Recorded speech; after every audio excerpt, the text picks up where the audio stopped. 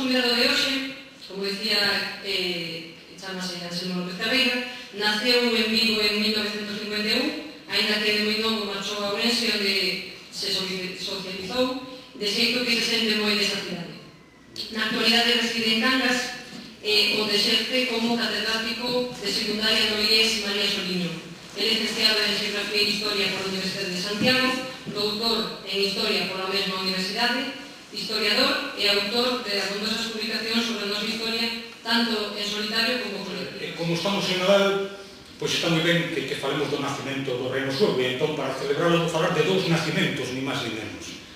E a pesar de que estamos en Nadal, pois vou falar da morte, e ainda peor, vou falar de 3 mortes do Reino de Galicia, 3 mortes a falta de unha. A cronoloxía global de existencia do Reino pois é do ano 410, a chegada dos suevos, en principio do século V. Supoñemos que nese momento se asinou un foedos, un pacto entre os recén chegados e o Imperio Romano. Podemos datar que se é 410, 411, non está moi claro, ni siquiera está totalmente clara a existencia explícita dun foedos. E a morte oficial do Reino de Galicia sería o ano 1833, máis ou menos, ano 1833, cando o ministro Javier de Burgos, en tempos da presencia de María Cristina, recén iniciada a presencia de María Cristina, coido que ainda non morrera Fernando VII, estaba empezando, ainda actuaba como reina gobernadora, regente, se establece a famosa división provincial, chamada Javier de Burgos, que foi o ministro que fixo, e quedanse os reinos. Existía, até ese momento, un chamado Reino de Galicia, institucionalmente, e no ano 1833 deixa de existir o Reino de Galicia e pasa a ver no seu lugar 4 provincias directamente dependentes de Madrid, co seu gobernador civil, sin ninguna mediación. Pásase da provincia ao Estado e Galicia oficialmente como tal deixa de existir. Non hai Galicia máis que afectivamente, emocionalmente, para os habitantes das 4 provincias, e non sei se para algún máis. Por exemplo, pola zona do Bierzo estaba moi indecisa, e incluso nas divisións provinciais non quedaba claro durante algún tempo. Ben, isto sería unha cronoloxía global do reino. Por tanto, se alguén pregunta se houve o Reino de Galicia, houve ata o ano 1833. Outra cousa é que significaba a existencia do Reino de Galicia a principios do século XIX. Entón, podemos establecer unha cronoloxía non tan global, sino ponderada, podemos matizar. E entón podemos coller outras datas, que serían a inicial a mesma, o ano 410, chegada dos suevos, aparece claramente o Reino de Galicia, e ao final podemos poñer no ano 1486, que cando os reis católicos fan unha viaxe como peregrinación a Santiago de Compostela, e unha viaxe un forte contido simbólico. Veñen aquí despois de que os últimos opositores que había á causa política que eles representan, que foran o conde de Sotomayor, conde de Camiñas, Pedro Madruga, Pedro Álvarez de Sotomayor, que foran dos sucesivos condes de Lemos, Pedro Osorio e tal, dos sucesivos condes de Lemos que tamén intentaron resistir, especialmente polo tema da secesión do Bierzo que lle quitaban os reis católicos. Aquí podíamos decir, efectivamente, unha pregunta que sabe moito reducir, bueno, aqueles nobres galegos que actuaban por patriotismo galego por intereses propios. Bueno, e o proletariado que actuaba por unha causa mística da redención do xénero humano ou actúa por intereses propios. E cada grupo humano por que actúa por intereses propios? Evidente que os condes de Lemos actuaban porque eles iban a cercenar a mitad prácticamente do seu señorío, iban a desquitar todo o territorio de Ponferrada, todo o territorio do Bierzo. A cuestión é se obxectivamente, defendendo os seus intereses, estaban defendendo unha causa que podería ser máis beneficiosa ou menos beneficiosa para o conxunto do país. Ben, e, por suposto, outro resistente, outro, digamos, opositor á política dos reis católicos era Pardo de Cela, que fora executado xa uns anos antes. Unha vez eliminadas todas estas oposicións, Pedro Madruga, Pardo de Cela e Pedro Álvarez de Osorio, pois non hai oposición en Galicia, os reis católicos poden considerar que o seu programa está cumprido, e entón peregrinan, veñen, visitan Santiago, podemos tomar como unha data simbólica, no 1476. Por lo tanto, temos 1000 anos e pico de reino, A partir do século XV, que é o Reino de Galicia, é unha entidade administrativa que se chama así, que ten unha xunta protagonizada pola fidalguía, xeralmente, polos notables, e polos representantes das cidades, pero xa non é verdadeiramente unha entidade política. E non porque non pudera serlo, sino porque non hai ningún grupo social que se sea capaz de sacar partido da realidade administrativa. A administrativa era que o Reino de Galicia seguía sendo o Reino de Galicia, que había unha entidade política que era a Xunta de Galicia e outras máis, pero estaban baleiras porque o único que vai haber no seu lugar son as clases intermediarias que actúan como ponte entre a coroa dos Habsburgo, dos Borbóns ou de quen sexa, e actúan como ponte entre a coroa e Galicia. E eles teñen, os grupos sociais que teñen forza no país, están íntimamente ligados á monarquía e a súa sorte depende deles. Unha parte a Igrexa, que é o gran beneficiario de toda a situación, en Galicia que manda o episcopado desde o principio, desde o século V realmente, manda o episcopado, reafirmouse aquí, e a fidalguía, que é unha pequena clase intermediaria de rendistas, que además, polo xeral, son foreiros de terras da Igrexa, e que, por lo tanto, son tamén, desde o punto de vista económico, un grupo intermediario e políticamente reproducen esa mediación. Dixen que ia falar, por suposto, aténdome o tempo e non cansados a ustedes demasiado, pois, no caso, no coloquio dará para máis, dous nacementos. Un oponía no século V, é o nacemento do reino suevo. Naturalmente, este reino suevo, que é o principio do reino de Galicia e que é realmente o principio do país e da nación galega, este reino suevo desaparece 175 anos despois, e, por tanto, o reino galego desaparece e volve a nacer rodeado dunha enorme escuridade no século VIII. En realidad, o reino alto medieval nace escuramente no século VIII e se vai a desenvolver pois con plena capacidade política e prácticamente sin variación territorial dende o século VIII ao século XI, ata finais do século XI.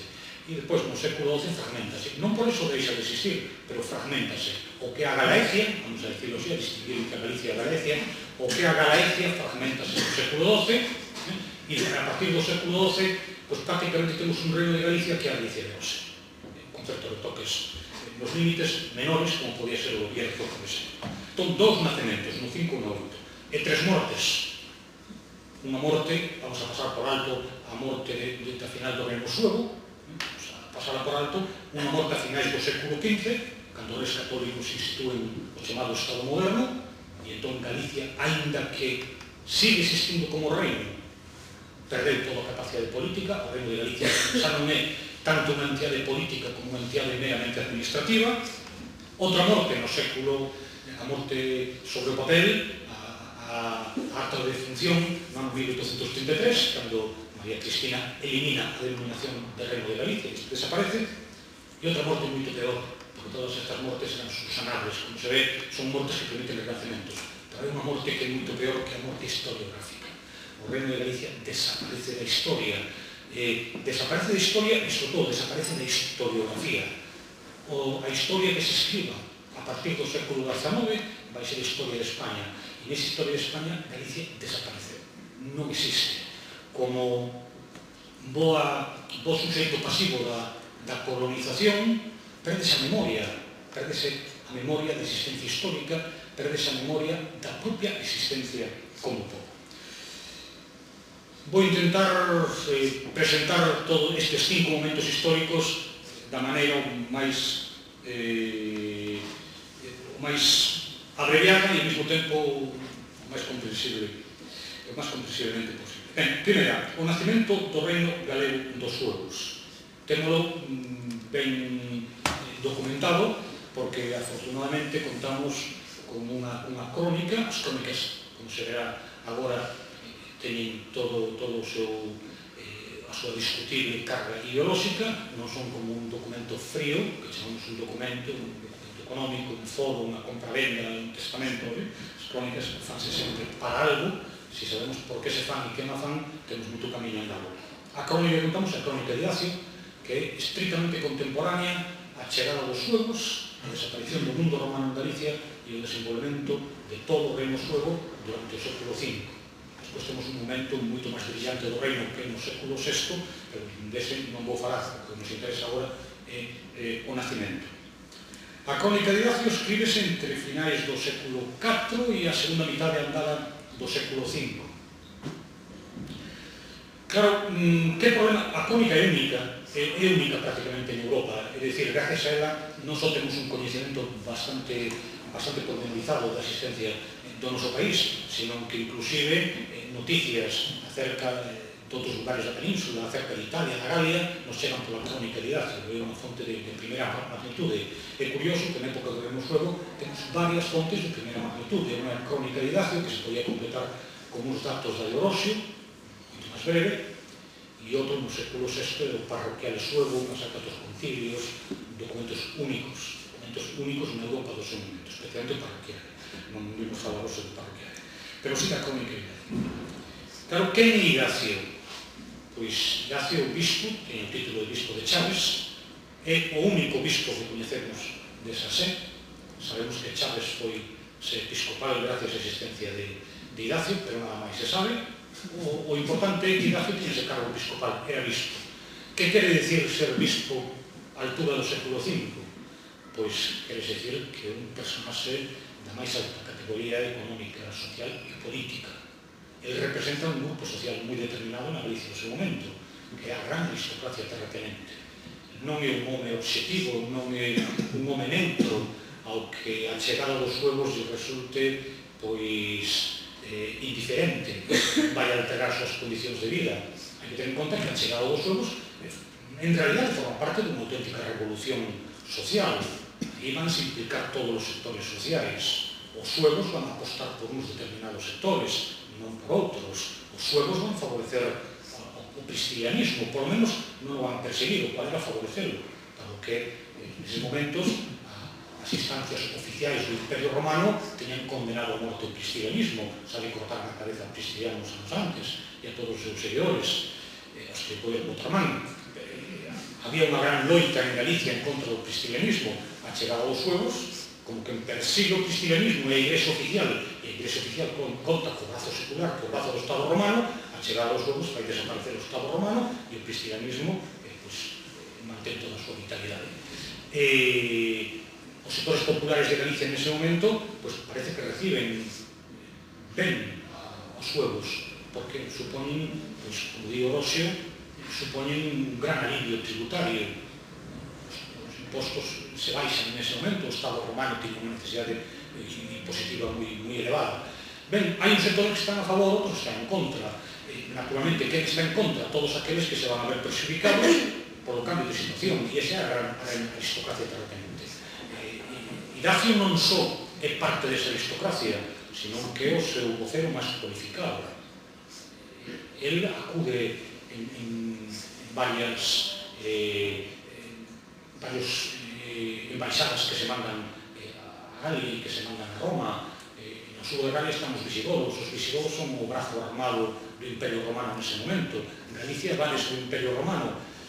Os galaico-romanos, a aristocracia galaico-romana representada por Idacio, vai continuamente a pedir que interveñan, que non permitan esta situación, que os romanos volvan a enviar as súas tropas, que por favor que envíen os visigodos, e este home móvese de Galicia a Francia, de Galicia a Roma, é un home que está moi introducido, moi implicado en toda a política do momento. Para ele os suevos son os grandes antagonistas, non os poderes. Unha das frases dele, os suevos, sempre falaques pérfidi, sempre mentirosos, sempre falsos, sempre pérfidos. E isto define a idea que ten Idacio dos suevos. É unha das frases normais, non vou dicir das máis suaves, pero tampouco é das peores que di acerca deles. Sempre que fala dos suevos, os calificativos, os epítetos son terribles. Os suevos son saqueadores, son violentos, son salvaxes e tal. Todo nos demostra hoxe que a chegada dos suevos non foi apocalíptica, ni moito menos. A arqueoloxía e todo o que sabemos mostra que aquí non hai ningún apocalipse cando chegan os suevos. Chegan, asentan e non hai catástrofe. Non hai catástrofe ninguna. A aristocracia galaico-romana sí que sente a catástrofe. Ela sinte, para ela é unha catástrofe porque se derrumba todo o seu mundo político e espiritual se va baixo. Pero en realidad non hubo catástrofe, non hubo masacres, non hubo nada deso. A visión de Idacio é unha visión moi interesante.